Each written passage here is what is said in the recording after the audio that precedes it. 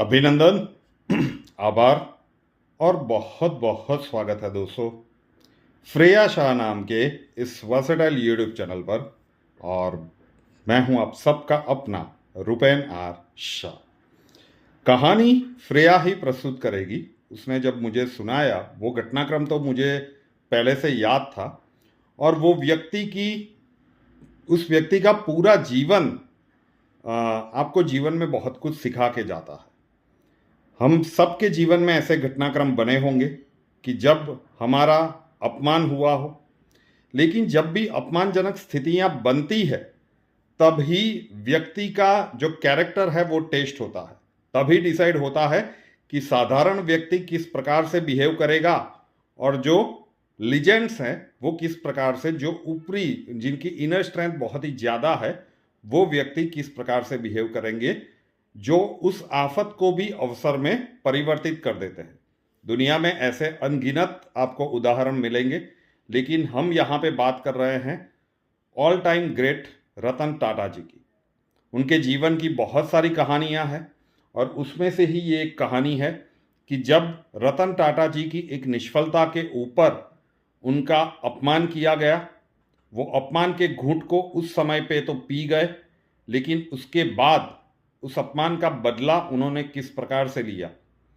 तो ये पूरा सच्चा घटनाक्रम है। हम कहानी इसलिए कह रहे हैं कि इससे आप जीवन में मोटिवेट हो जाए, और जब भी इस प्रकार की घटनाक्रम अगर महादेव न करे आपके जीवन में बने तो बातों से नहीं, अपने कार्य से उत्तर दीजिए।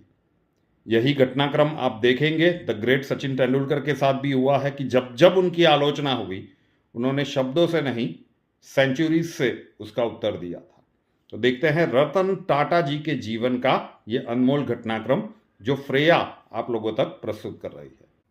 ये कहानी एक ऐसे महान हस्ती की है कि जिसने अपने अपमान का बदला ताव में आकर नहीं, बल्कि अपने सफलता के झंडे गाड़ कर लिया। कहते हैं अक्सर लोग अपने अपमान का बदला तत्काल लेने की कोशिश करते हैं, लेकिन महान लोग अपने अपमान को भी सफलता की सीढ़ी बना लेते हैं। टाटा कंपनियों को नई ऊंचाई पर पहुंचाने वाले रतन टाटा जी के ऊपर ये कहावत बिल्कुल सटीक बैठती है। बात है 1998 की, जब टाटा मोटर ने अपनी पहली पैसेंजर कार बाजार में उतारी। दरअसल ये रतन टाटा का ड्रीम प्रोजेक्ट था। उन्होंने इसके लिए कड़ी मेहनत करी, लेकिन बाजार में उनको इसके लिए इतना अच्छा रिस्पांस नहीं मिला जितना उन्होंने सोचा था। इस वजह से टाटा मोटर्स घाटे में जाने लगी। कंपनी के लोगों ने घाटे को देखकर रतन टाटा को उसको बेचने का सजेशन दिया। न चाहते हुए भी रतन टाटा को ये फैसला एक्सेप्ट करना पड़ा। इसके बाद वो अपनी कंपनी को बेचने के लिए अमेरिका की कंपनी फोर्ड के पास गए। दिलचस्प किस्सा है रतन टाटा जी की जिंदगी का। रतन टाटा और फोर्ड कंपनी के मालिक बिल फोर्ड की बैठक कई घंटे तक चली। इस दौरान बिल फोर्ड ने रतन टाटा जी के साथ अच्छा व्यवहार नहीं किया और कहा कि जिस व्यापार के बारे में आपको इतनी समझ और जानकारी ही नहीं है, तो इस पे इतना पैसा ही क्यों लगा दिया। ये कंपनी खरीदकर हम आप पर एहसान कर रहे हैं। ये शब्द बिल फोर्ड के थे, लेकिन ये रतन टाटा के दिल और दिमाग में छप गए। वे वहां से अपमान का घूंट पीकर डील कैंसिल कर वापस भारत आ गए। बिल फोर्ड का वो एक अपमानित वाक्य रतन टाटा को बेचैन कर रहा था।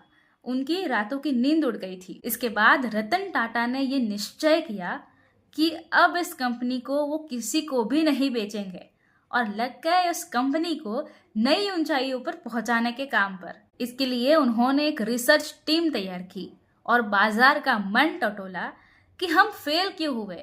इसकी बात की कहानी सभी को पता है कि भारतीय बाजार के साथ साथ विदेशों में भी टाटा इंडिका ने सफलता के झंडे गाड़ दिए। तो वही इस घटना के कुछ समय के बाद फोर्ड कंपनी का पतन शुरू हो गया। वर्ष 2008 आते आते फोर्ड कंपनियां दिवालिया यानी कि इंसॉल्वेंट होने के कगार पर पहुंच गई। मौके की नजाकत को समझते हुए रतन टाटा ने फोर्ड की लग्जरी कार्स लैंड रोवर और जैगुआर को बनाने वाली कंपनी JLR को खरीदने का प्रस्ताव रख दिया, जिसको फोर्ड ने स्वीकार भी कर लिया, एक्सेप्ट कर लिया कि ठीक है भाई, हम इसको बेच देंगे। इसके बाद मीटिंग के लिए फोर्ड के अधिकारी भारत आए और बॉम्बे हाउस में वो ऐतिहासिक मीटिंग फिक्स हुई। इसके बाद ये सौदा लगभग 2.3 अरब डॉलर में हुआ।